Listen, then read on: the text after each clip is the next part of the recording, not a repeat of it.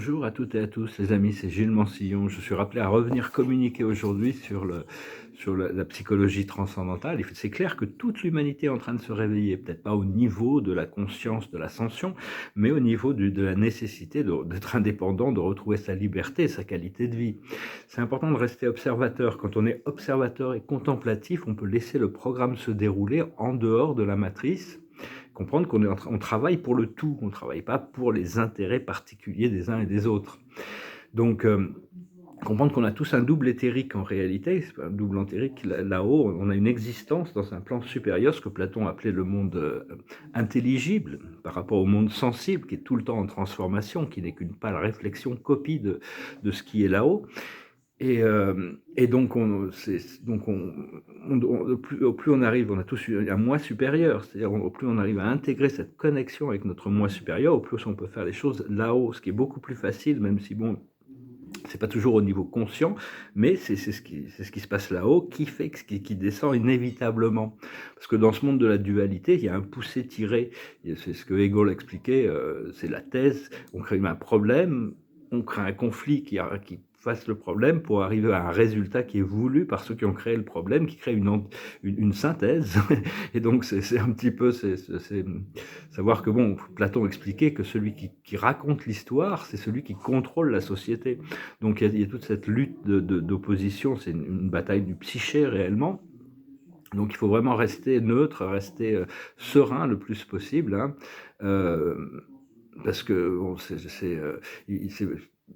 le but, c'est que de tout ça, ce qui est en train de se passer, c'est d'arriver à la paix, à l'unité, pour arriver petit à petit à ce que toute la galaxie puisse rentrer dans cette paix et cette ascension. Il y a des groupes comme la Fédération Galactique qui travaillent à cette ascension, et tout le monde sait que la Terre est essentielle à ce plan.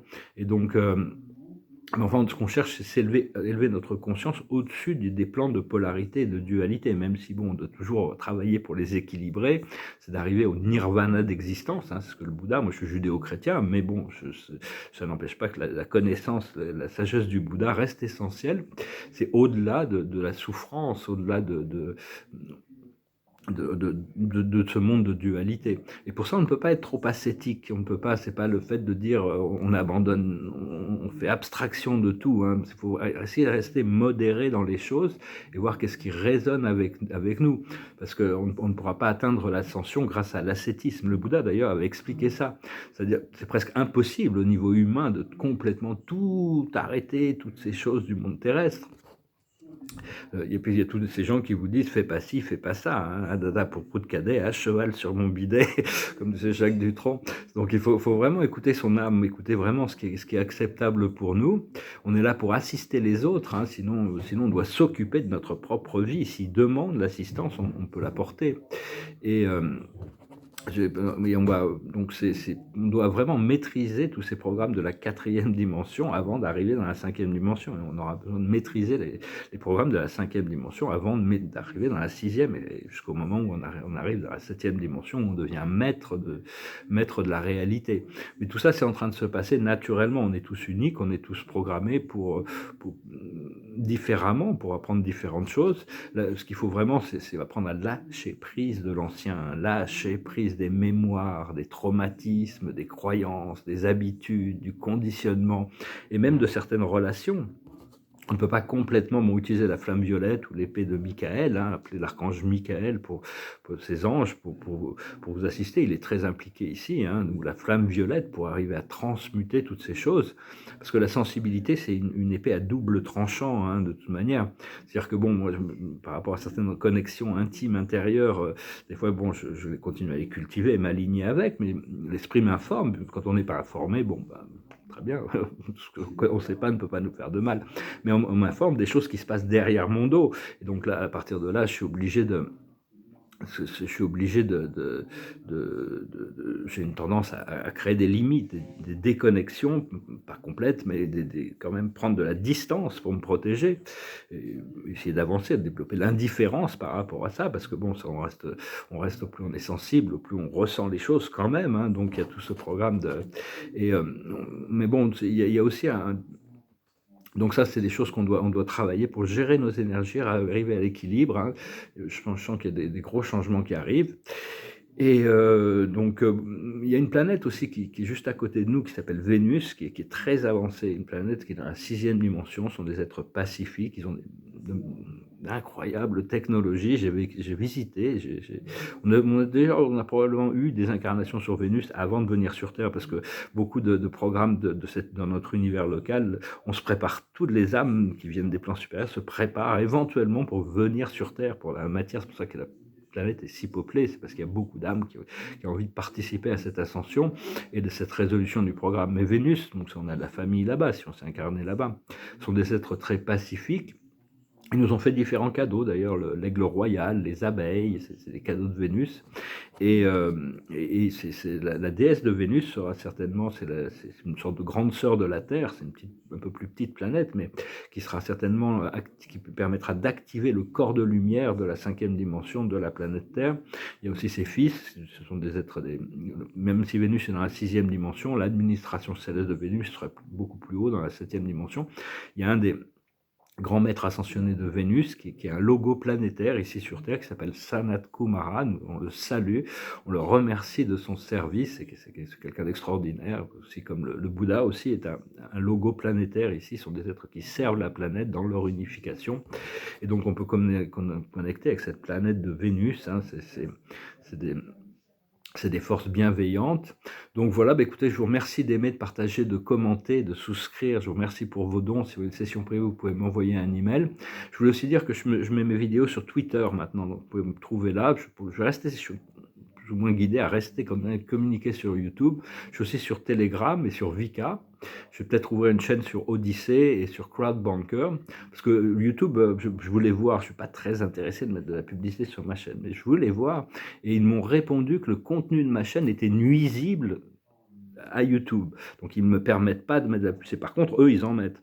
Mais donc c'est la paix, l'amour, l'unité, la tolérance, le respect, c'est contraire au principe de fondement de YouTube. Ce qui est une prise de conscience, une prise de position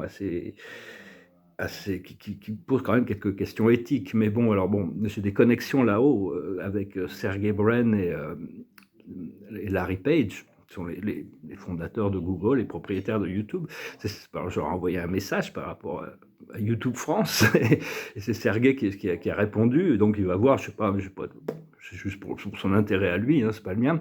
Mais enfin bon, savoir qu'Elon Musk actuellement est en train de, il y a toutes sortes de choses qui sont manipulées à l'intérieur de toutes les grandes plateformes sociales, et avec ce qui se passe avec Twitter, c'est en train de révéler plein de choses. Et il est très probable qu'il rachète Google après.